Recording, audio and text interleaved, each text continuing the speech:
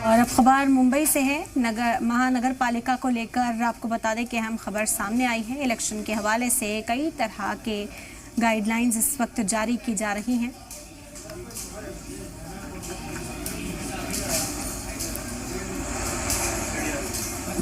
मुंबई महानगर पालिका का इलेक्शन की तैयारी अपने उरूज पर है, जहां तमाम पार्टियां अपना अपना जोर लगा रही हैं। वहीं आम आदमी पार्टी ने भी मुंबई कॉर्पोरेशन इलेक्शन के लिए अपने सारे उम्मीदवार मैदान में उतारे हैं। वार्ड नंबर 211 आम आदमी पार्टी ने असलम मर्चेंट को उम्मीदवार बनाया। सलाम टीवी से खास बातचीत में असलम ने बताया कि जिस तरह से दिल्ली में बुनियादी सहूलत को बेहतर किया जा रहा है, वैसे ही तब्दीली मुंबई में लाई जाएगी। हमारे नुमाइंदा अमजद खान ने उनसे बातचीत की।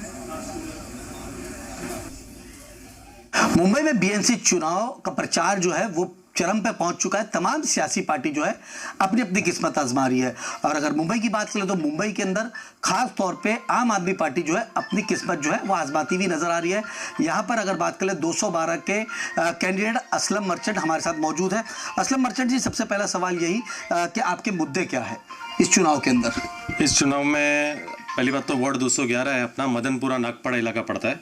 हमारा मैनिफेस्टो जो दिल्ली पंजाब का था, बिजली, पानी, हेल्थ केयर और एजुकेशन के ऊपर है।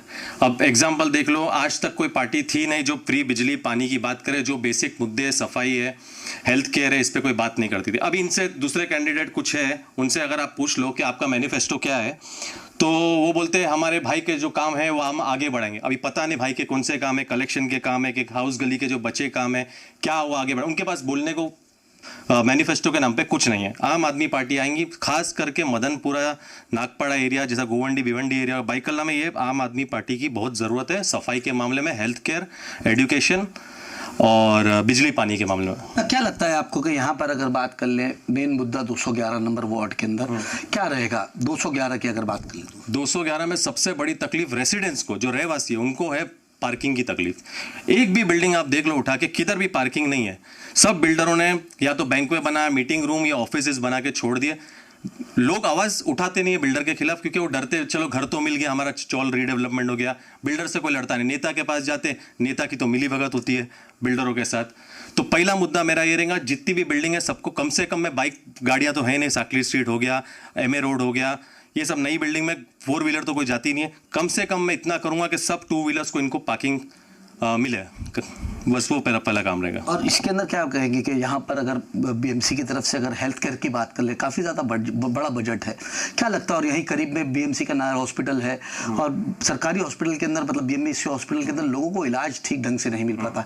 क्या मैनिफेस्टो के अंदर क्या रखा है? पहले बेसिक चीज़ बताऊंगा आपको, आपला दवाखाना जो अजमल हकीम दवाखाना है, उधर भी पहले टेस्ट, नाम आपले दवाखाना के नाम पे 36 जगह पे तो आपले दवाखाना बंद हो रहे, टेस्ट बंद हो गए। लोगों को बाहर जा जाके टेस्ट कराना पड़ता है, 1000-2000 रुपए का फ्री टेस्ट होते थे। अपने अजमल हकीम दवाखाना ही देख लो आप, उधर फिर आपला दवाखाना उसको नाम दिया गया। वहाँ पर भी मेडिसिन के नाम पे सिर्फ कॉफ सिरप, बेसिक मेडिसिन मिलती है, बाकी जो भी टेस्ट करना है वो बाहर कराते। अगर टेस्ट करते भी, अगर उधर कुछ फ्री टेस्ट होता भी है तो उसकी रिपोर्ट 2 दिन बाद आती है। कभी कभी रिपोर्ट आती भी नहीं है, कभी भूल जाते आदमी, ऐसे भी केसेस हुए। वो मेरे खुद के आंखों दिखाया उधर का। क्या लगता है कि आने वाले वक्त में आम आदमी पार्टी का इस चुनाव में असली मुद्दा क्या होगा?